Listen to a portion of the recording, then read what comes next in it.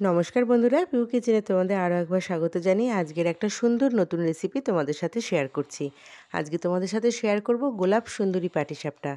এত সুন্দর কালার কী করে আসলো গোলাপ সুন্দরী পাটিসাপটার, নামটাই বা কেন হলো, আর কিভাবে ব্যাটার তৈরি করলাম, কিভাবে বা পুরটা তৈরি করলাম, পুরোটাই তোমরা রেসিপিটা দেখতে পাবে। দয়া করে কেউ স্কিপ করে চলে যেও না, পুরো ভিডিওটা তোমরা দেখো। আর রেসিপিটা ভালো লাগলে অবশ্যই লাইক করো, কমেন্টস করে জানিও, শেয়ার করো বেশি বেশি করে, চ্যানেলটিকে সাবস্ক্রাইব করে দিও, আর পাশে থাকা বেল আইকনটি প্রেস করে দিও যাতে নতুন ভিডিও আপলোড করা মাত্রই সবার আগে তোমাদের কাছে পৌঁছে যেতে পারে। তো চলো এবার রেসিপিটার দিকে এগোনো যাক। গোলাপ সুন্দরী নামটা কেন রাখা হলো তার একটা কারণ আছে। যেহেতু মনের মানুষের মন জয় করি আমরা সবসময় গোলাপ ফুল দিয়ে, গোলাপের পাপড়ির রঙের মতোই হয়েছে আজকের এই পাটিসাপটার রঙটা। তাই একটা পাটিসাপটা খাইয়ে অবশ্যই মনের মানুষের মন জয় করে নাও। আর সামনে তো আসছে ভালোবাসার দিন, ভালোবাসা দিয়ে সকলকে পরিবেশন করে খাওয়াও এই গোলাপ সুন্দরী পাটিসাপটা। গোলাপের মতো সুন্দর রং, সুগন্ধে ভরে উঠেছে ঘিয়ে ভাজা গোলাপ সুন্দরী পাটিসাপটা। প্রথমেই আমি একটা নারকেল নিয়েছি, নারকেলটাকে এবার আমি একটু বেশ কিছুক্ষণ কুড়িয়ে নেব। আর নারকেল কোড়ানোটা দিয়ে 250 গ্রামের একটা গুড় আমি নিয়েছি। এই পুরোটা একসঙ্গে আমি কড়াইয়ের মধ্যে দিয়ে দেবো। কড়াইয়ের মধ্যে দিয়ে কিন্তু বেশ কিছুক্ষণ ধরে আমাকে নাড়াচাড়া করতে হবে, গ্যাসের ফ্লেমটাকে লো টু মিডিয়ামে রেখে। হাইতে দিলে কিন্তু নারকেলটা খুব তাড়াতাড়ি মানে তলাটা ধরে যাবে। এইভাবে বেশ কিছুক্ষণ নাড়াচাড়া করতে থাকলে গুড়টাও নরম হয়ে যাবে এবং পুরো নারকেল কোড়ানোটার সঙ্গেই কিন্তু গুড়টা মিশে যাবে। তো পুরটা আমার রেডি হয়ে গেল। পুরটাকে আমি একটা সাইডে রেখে দিয়েছি ঠান্ডা করবার জন্য। এখন চলে যাব ব্যাটার তৈরি করার জন্য। তো ব্যাটার তৈরি করার জন্য কি কি নিলাম সেটাও তোমাদের সাথে শেয়ার করব। আর এইরকম শীতের মরশুমে এরকম সুন্দর সুন্দর পাটিসাপটা পিঠে খেতেও কিন্তু আমাদের দারুণ লাগে। তার জন্য না একটু কষ্টই করলাম, কি বলো? দেখো, একটা বাটি নিয়েছি আর আমি একটা গ্লাস নিয়ে নিয়েছি। এইরকম গ্লাস আমাদের প্রত্যেকের বাড়িতে অ্যাভেলেবেল। ছোট বাচ্চাদের জন্য জল দুধ আমরা খাওয়াই। তো সেই গ্লাসের মাপে আজকে আমি সব যা যা নিচ্ছি এই মাপেই নিচ্ছি। প্রথমে 1 গ্লাস আমি সুজি নিলাম। তোমরা ভালো মতো মাপগুলো একটু ফলো করো। 1 গ্লাস সুজি নিয়েছি। ওই গ্লাসের এরকম 2 গ্লাস আমি ময়দা নিচ্ছি। মাপটা কিন্তু একদম সঠিক হওয়া দরকার, তাহলে সুন্দর একটা ব্যাটার তৈরি হবে। ওই গ্লাসের 1 গ্লাস আমি চালের গুঁড়ো নিলাম। এখন আমি ওই গ্লাসের 1 গ্লাস আমি চিনি ব্যবহার করেছি। আর এখান থেকে হাফ চিনি এখন ব্যবহার করব, আর হাফ চিনিটা আমি পরে ব্যবহার করব। এখন সমস্ত কিছু হাত দিয়ে একটু ভালো মতো মিশিয়ে নিতে হবে। এই রকম গ্লাস কিন্তু আমাদের প্রত্যেকের বাড়িতেই থাকে। সেই গ্লাসের মাপেই কিন্তু আমি আজকে সমস্ত জিনিসগুলো নিয়েছি।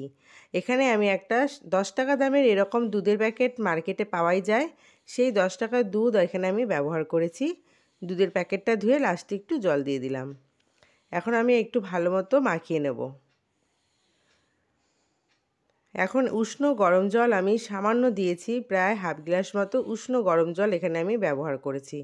একদম ঠান্ডা জল ব্যবহার করবে না, সবসময় উষ্ণ গরম জল দেওয়ার চেষ্টা করবে। নারকেলের পুরটা ঠান্ডা করার জন্য রেখে দিয়েছি সাইডে। গরম অবস্থায় তো দেওয়া যাবে না, তাই ঠান্ডা করার জন্য রেখে দিয়েছি। আমার কিন্তু ব্যাটারটা এখানে দেখো তৈরি হয়ে গেছে। এখন এর মধ্যে আমি একটা স্পেশাল জিনিস মেশাবো, যার জন্য কিন্তু পাটিসাপটার রঙটা আমার গোলাপের মতো এসেছে, কোনো রকম রং কেমিক্যাল ছাড়াই। আমি বিট নিয়েছি একটা, বিটটাকে কেটে জলে ভিজিয়ে রেখেছিলাম। এখন আমি বিটটাকে পেস্ট করে নেব। একটা মিক্সচার বোলের মধ্যে বিটটা নিয়ে নিয়েছি। আমার বিটটা কিন্তু পেস্ট হয়ে গেছে। একটা বিটেই অনেকটা রং এসেছে, তাই আর আমি দুটো বিট ব্যবহার করিনি। এখন আমি বিটটাকে একটা সুতির কাপড়ের মধ্যে ঢেলে নেব। এরকম সাদা সুতির কাপড় নিয়ে নেবে, তার মধ্যে বিটটাকে ঢেলে বিটের গা থেকে যতটা মানে বিটের যে রস আছে লাল রস, সেটাকে কিন্তু ভালো মতো নিংড়ে নিতে হবে।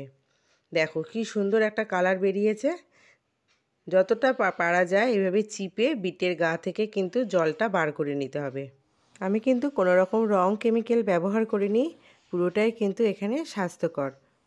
এইভাবে কিন্তু চিপে বিটের গা থেকে আমি জলটা বার করে নিয়েছি। এই যে জলটা বেরোলো, এটা কিন্তু এখন ব্যাটারে আমি মিশিয়ে দিচ্ছি। এটি কিন্তু স্বাস্থ্যকর একটা পিঠে, খেতেও কিন্তু দুর্দান্ত। দেখো ব্যাটারটা একটু পাতলা মনে হচ্ছে। এখন ব্যাটারটার মধ্যে আরও একটু হাফ গ্লাস মতো ময়দা, হাফ গ্লাস চালের গুঁড়ো আর যে হাফ গ্লাস আমি চিনি রেখেছিলাম সেইটা মিশিয়ে দেবো। কারণ ব্যাটারটাকে একটু থকথকে করতে হবে। তাহলে টোটাল এখানে আমার 2.5 গ্লাস ময়দা লাগলো, আর লাগলো আমার 1.5 গ্লাস মতো চালের গুঁড়ো। যেহেতু আগে 1 গ্লাস করে দেওয়া ছিল, পরে আরও হাফ গ্লাস মতো আমি এখানে ব্যবহার করেছি। এইভাবেই কিন্তু ব্যাটারটা তৈরি করে নিতে হবে। আর চিনির পরিমাণটা অবশ্যই একবার একটু মুখে দিয়ে দেখে নেবে। চিনির পরিমাণ কম বেশি হলে সেখানে স্টপ হয়ে যাবে। অনেকে তো চিনি কম পছন্দ করো, পিঠেতে বেশি একটা চিনি খেতে চাও না, আবার কিন্তু অনেকে একটু মিষ্টি ভাবটা পছন্দ করো। তো সেই পরিমাণটা তোমাদের উপর নির্ভর করছে। আমি এখন তাওয়া বসিয়ে দিয়েছি, গ্যাসের ফ্লেমটাকে লো করে ওপরে একটু অয়েল ব্রাশ করে নিলাম। হাতায় করে 1 হাতা ব্যাটার আমি এই তাওয়ার মধ্যে এইভাবে দিয়ে দিলাম। আমি তোমাদের পিঠে তৈরি করে দেখিয়ে দিচ্ছি যে পিঠেটা কিভাবে তৈরি করতে হবে।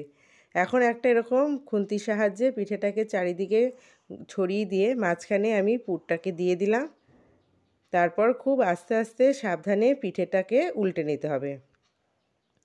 আর সবার শেষে খুন্তির মধ্যে বা চামচের মধ্যে একটু ঘি মাখিয়ে যদি ভেজে নাও, দেখবে খেতে কিন্তু আরও দুর্দান্ত লাগবে। মনে হবে ঘিয়ে ভাজায় পাটিসাপটা। তো এরকম গোলাপ সুন্দরী পাটিসাপটা ঝটপট তোমরা বাড়িতে বানিয়ে নাও। আমি কিন্তু পুরো রেসিপিটাই তোমাদের সাথে শেয়ার করলাম। আর কেমন লাগলো অবশ্যই কমেন্টস করে জানিও। আর ভালো লাগলে লাইক কমেন্ট করো, শেয়ার করে আমার চ্যানেলটিকে সাবস্ক্রাইব করে দিও। দেখো কি সুন্দর খেতে হয়েছে, দেখে কিন্তু জিভে জল চলে এলো। তো গোলাপ সুন্দরী পাটিসাপটাটা কেমন লাগলো অবশ্যই কমেন্টস করে জানিও। আমার সঙ্গে থাকার জন্য অসংখ্য ধন্যবাদ। দেখা হচ্ছে তোমাদের সঙ্গে আবার অন্য কোনো একটা পরবর্তী রেসিপিতে। আজকের মতো আমি এখানেই শেষ করলাম। টাটা।